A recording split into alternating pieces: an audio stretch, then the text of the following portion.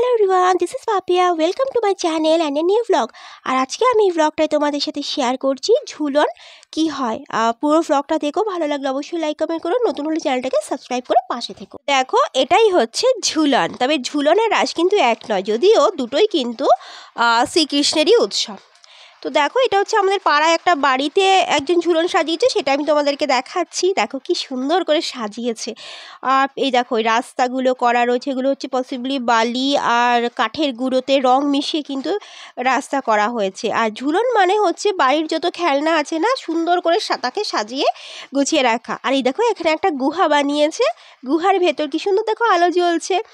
আর এটা একটা অ্যাকচুয়ালি পাহাড়টার মধ্যে আছে ইট আছে, বস্তা আছে, তার উপর দেখো আরও কী কী দিয়ে সব কালার করে দিয়েছে। এইগুলো দেখো, সব কাঠের গুঁড়ো আর বালি মিশিয়ে রং করে করে কিন্তু রাস্তা হয়েছে। দেখো তার উপর কি সুন্দর করে গাড়িগুলোকে সাজিয়ে দিয়েছে। কোথায় ফ্লাইওভার রয়েছে, কোথায় হাইওয়ে আছে, কোথায় গুহা, কোথায় পাহাড়, কি সুন্দর করে সাজানো রয়েছে। আর এটা না মানে অনেক দিন লাগে সাজাতে। দেখো রাধাকৃষ্ণ কিন্তু এখানে ঝুলছে।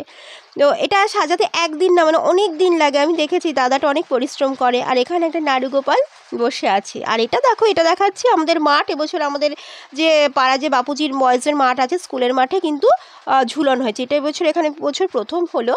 এই দেখো, এখানে হচ্ছে সব রাধাকৃষ্ণকে দেখো কি সুন্দর করে সাজানো রয়েছে, আর খুব ভালো লাগছে। তবে এবছর যে বৃষ্টি হচ্ছে, বৃষ্টির জন্য সেই রকমভাবে হয়তো হয়নি, তাও আর যেহেতু অনুষ্ঠানটা মানে ঝুলনটা শ্রাবণ মাসে হয়, আর শ্রাবণ মানে তো একদম বৃষ্টির মাস, এখানেও কিন্তু একটা নাড়ুগোপাল রয়েছে।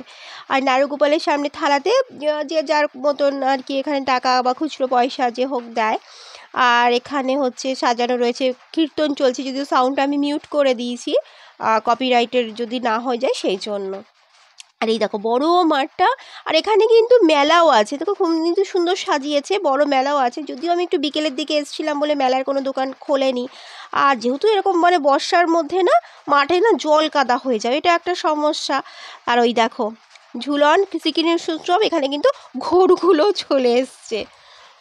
কেন কি এটা বলা হয় যে শ্রীকৃষ্ণ গোপালক ছিল, তাই তার অনুষ্ঠানে তাই গরুগুলো হয়তো চলে এসছে।